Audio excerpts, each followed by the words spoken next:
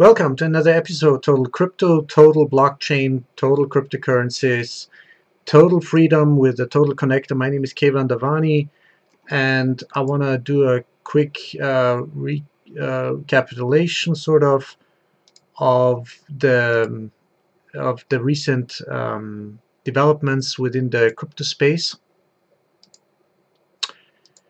And I want to go over a few articles. But let's just start step by step.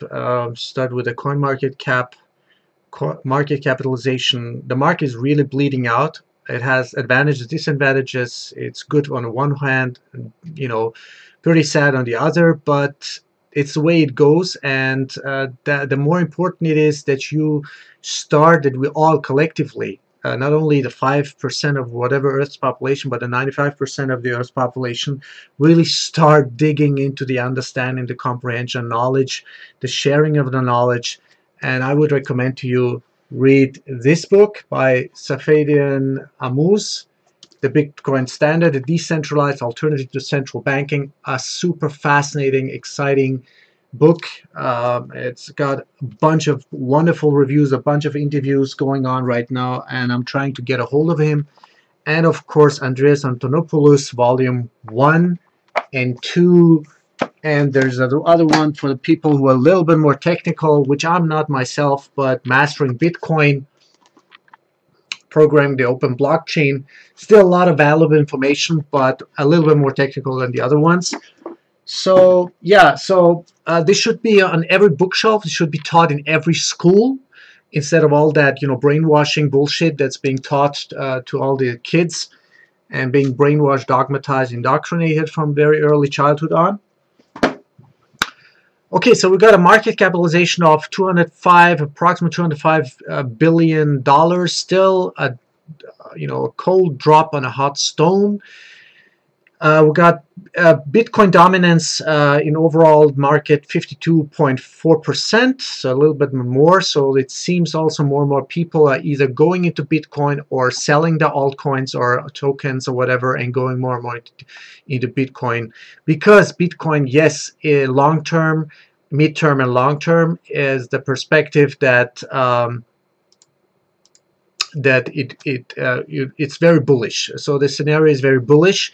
It will go up and go up and go up, but do not expect like any like huge surprises or unexpected rises. Things gonna happen, decisions gotta be made, and this is why, by the way, decisions. Let's go to this article. It's a pretty long article, but I want to just summarize it, get the key points. There's been this application of the diverse different exchange-traded funds, or the application for that. So as you know, the Winklevoss brothers, they have been denied their application, especially with their sort of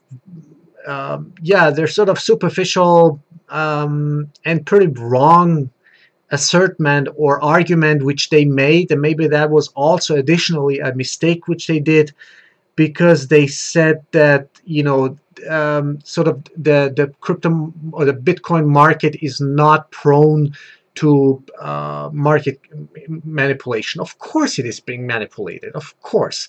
And let me be very frank and honest with you. I mean, in the meantime, while every time the Security Exchange Commission delays, postpones their review or their decision so finally so we know which exchange-traded fund will be allowed under the Security Exchange Commission's rules and guidelines and laws. Every time they do that, there's going to be a bunch of insiders. I'm not saying within the Security Exchange Commission, but let's just say a lot of people on the Wall Street, who are very well connected, who know, most probably, they already know when that decision going to be made. I mean, that's my assessment. They already know probably whether the decision is going to be made in September, because the Security Exchange Commission has the right to postpone the reviewing process by up to 3 times, if I'm not wrong. So they can do that, I think, up to 3 times, maybe up to 90 days or maybe even longer.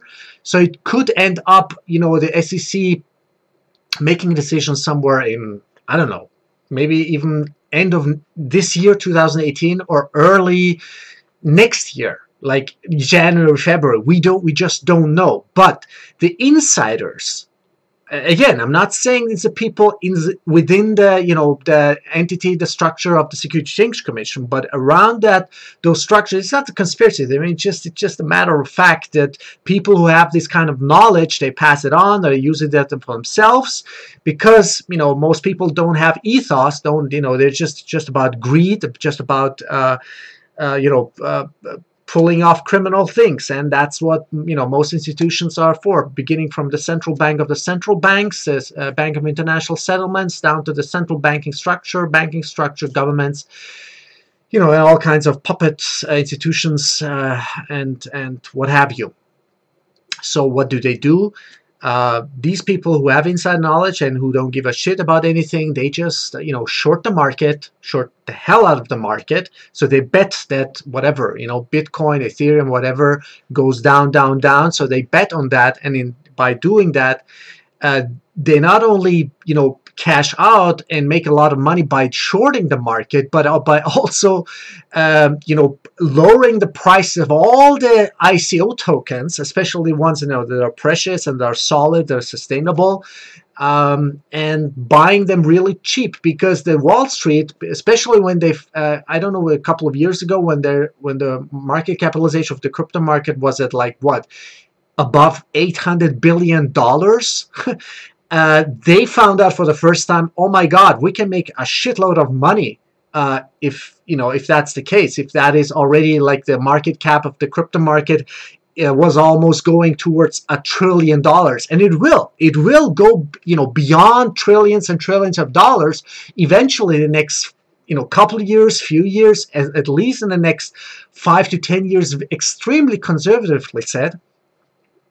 So this is sort of my summary of that. And as you know, VanEck, Solid X, they submitted an application to the SEC,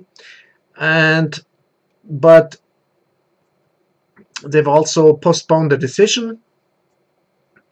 And yeah, so that's about it. What this article, and one thing is for sure, Bitcoin, I mean, that's for sure, that's like totally solid statement, and that's been sort of judged upon by the Securities Exchange Commission. They said, replace the dollar, the yen, the euro with Bitcoin. That type of currency is not a security. Okay, so Bitcoin and Ethereum are definitely not a security.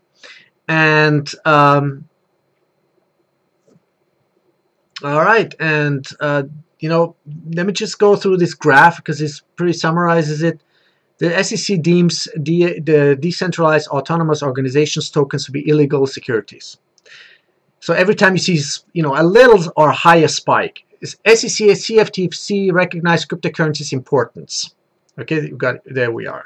Okay, the SEC reminds that exchanges should be registered with the agency. There we are. Number 4, the SEC rules that Bitcoin and Ethereum are not securities. There you are, a little bit up. The SEC denies second Winklevoss ETF, exchange traded fund application. Yeah, there we are. SEC denies VanEck Solid X ETF request, or at least postpones it. All right.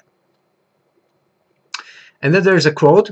The announcement read, it says, the SEC staff has concerns that many online trading platforms appear to investors as SEC-registered and regulated marketplaces when they are not. Many platforms refer to themselves as exchanges, which can give the misimpression to investors that they are regulated or meet the regulatory standards of a national securities exchange.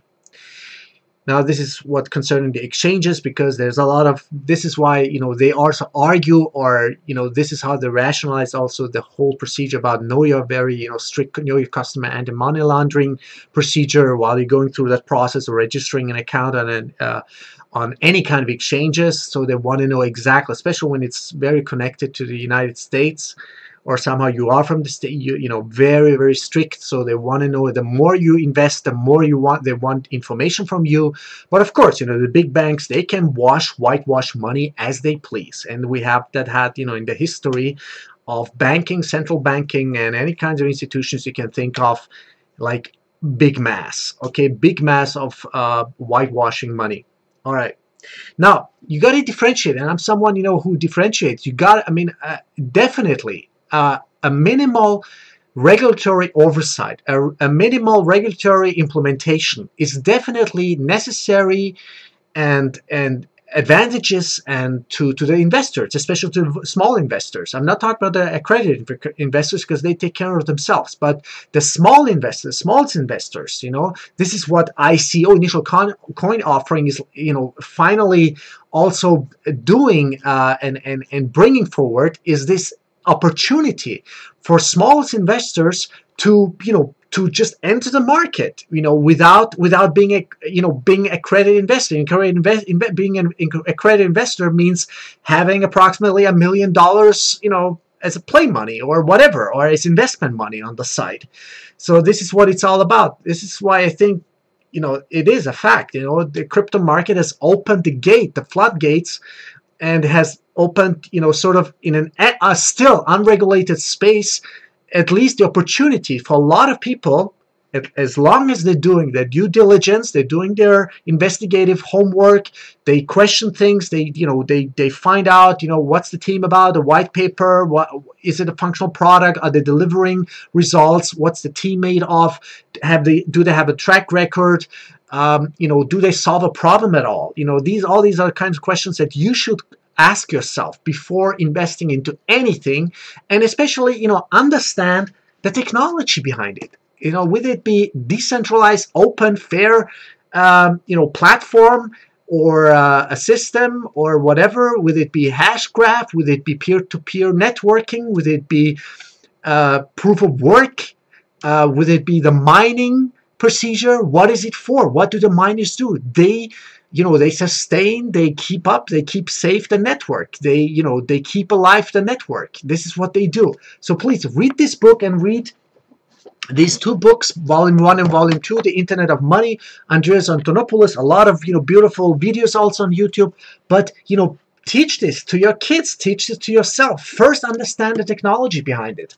So, you know, I really want to, you know, put this like into a compacted form, like an animated cartoon for kids, so they understand where the money comes from. What is the money system? What is this whole criminal, beyond criminality, central banking system? Before we talk about anything, even talking about digital currencies, or virtual currencies, or cryptocurrencies, or, you know, or even before we talk about blockchain,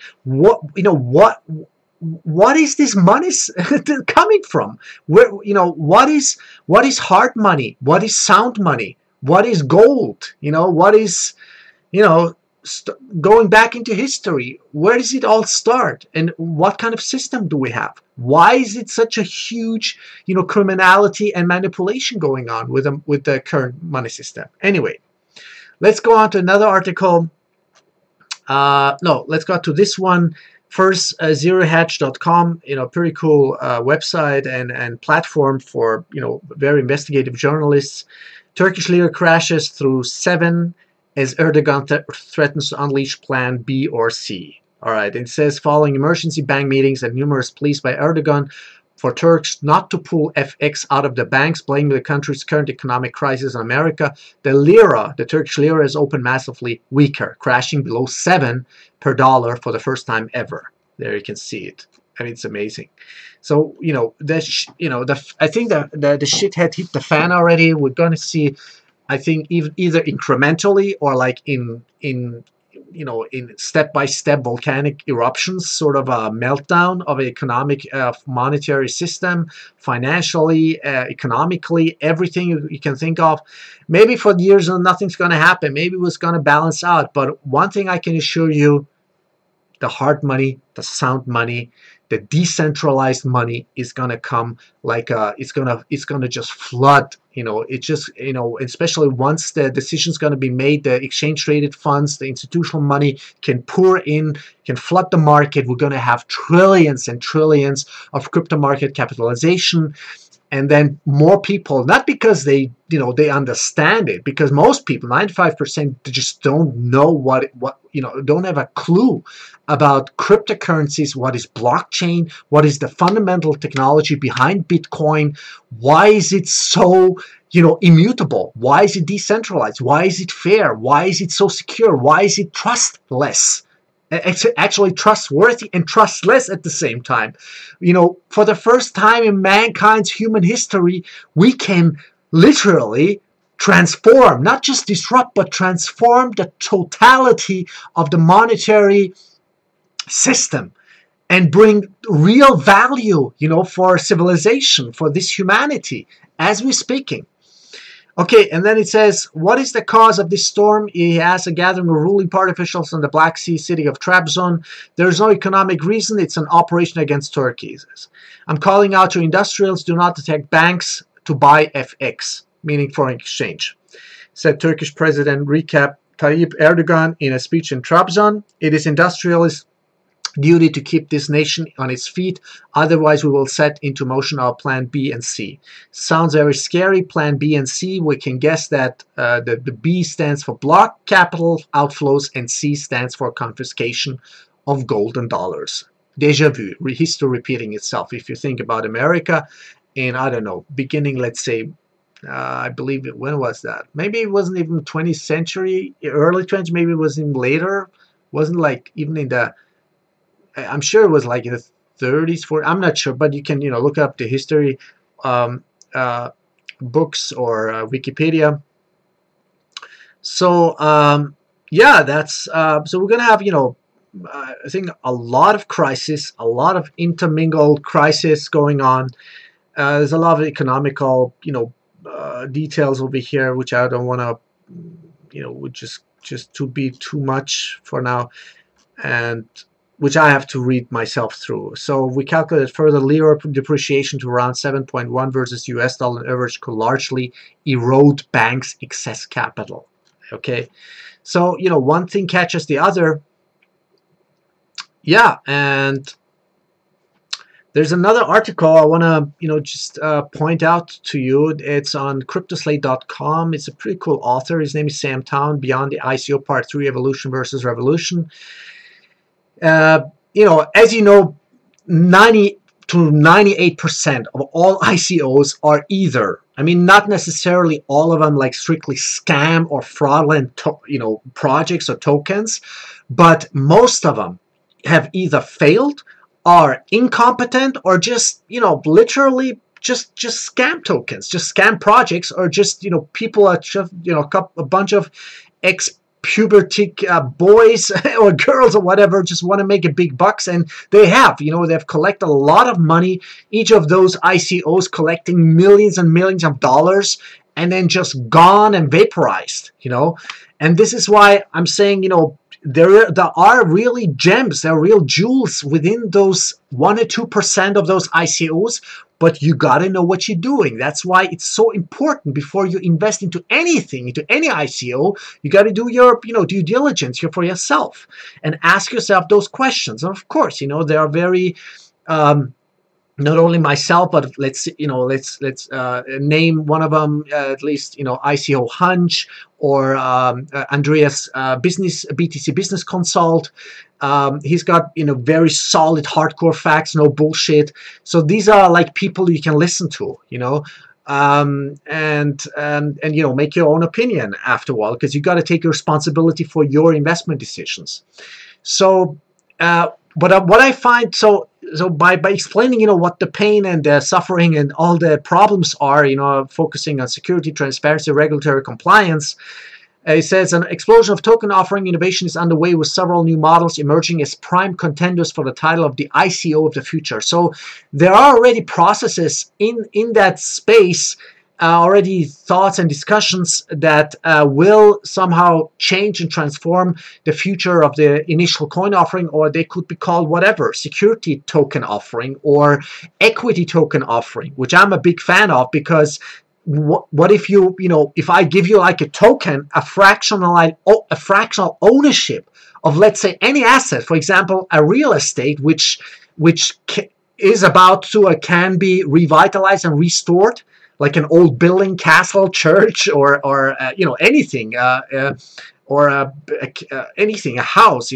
something, a building, a property, with the whole real estate, and you pimp it up and ramp it up, and with beautiful designers and the people who know what they're doing, and then you pump up the price, so you have actually, at the end of the day, after, let's say, a couple of years or whatever, or 6 months or 12 months or whatever, after 24 months, you have like a fractional ownership of a real asset, underlying ownership with that token. That would never have been possible in the traditional financial investment space, because everything, first of all, only accredited investors could do that, and you needed, fulfill all kinds of criteria. So with ICOs, initial coin offering, equity token offering, security token offering, whatever it's going to be called, and then you put in like mechanisms of control and checks and balances, like sort of a counterbalance, and this is where it gets very, very interesting. It says, voters start off by giving the development team a reasonable and not too high monthly budget, and raise it over time as the team demonstrate its ability to competitively execute with its existing budget. If the voters are very unhappy with the development team's progress, they can always vote to shut down the DAICO down entirely and get the money back. Okay? And this is what's so exciting about it. All right, so both the DAICO and STO models address the major obstacles that ICOs face in the near future, but the evolving cryptocurrency may eliminate the ICO as a launchpad for new blockchain-based platforms altogether. It's beautiful. I think it's beautiful idea and vision, and would be a beautiful roadmap to implement.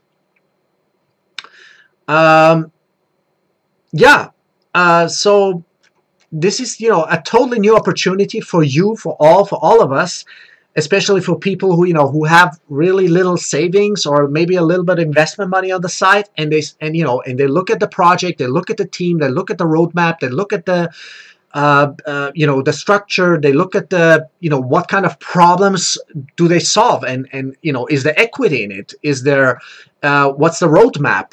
Because you got to give projects time. I mean, even in a traditional sense, you could be happy if you got like a return on investment after what, 4, 5, 8, 10 years of what, 15, 20, maybe 30% if you're lucky. But with this space, we can grow exponentially. I mean, Fortune 500 is peanuts. We can go like into Fortune crypto 10,000s with huge equity flooding in, especially with the blockchain technology, a decentralized, immutable, trustless, and open and fair, currency payment system, and equity generating system, and value exponentially growing system.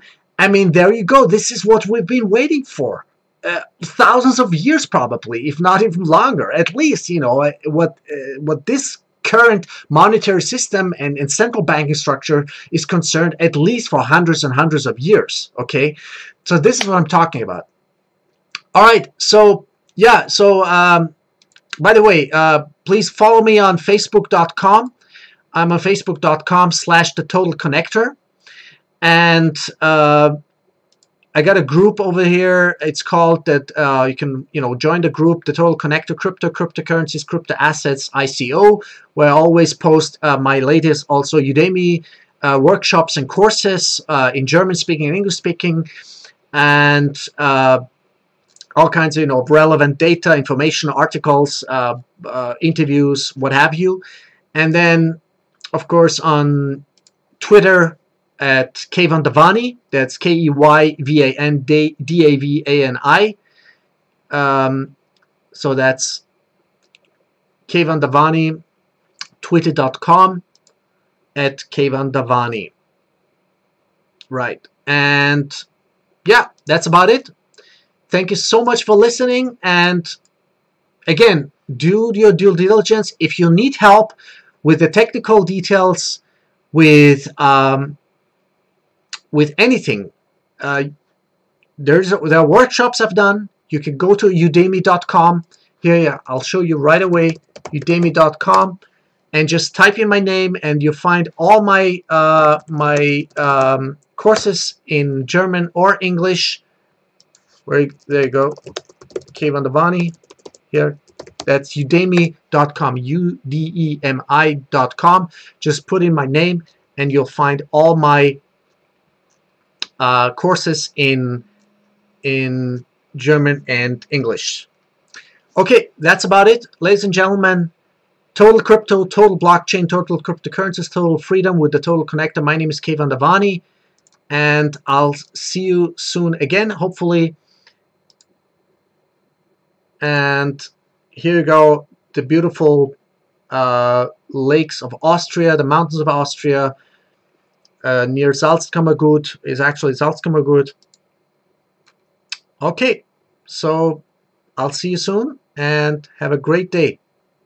And like my videos, share my videos, and if you have any questions, contact me, please. Keyvan Davani says bye. Bye-bye.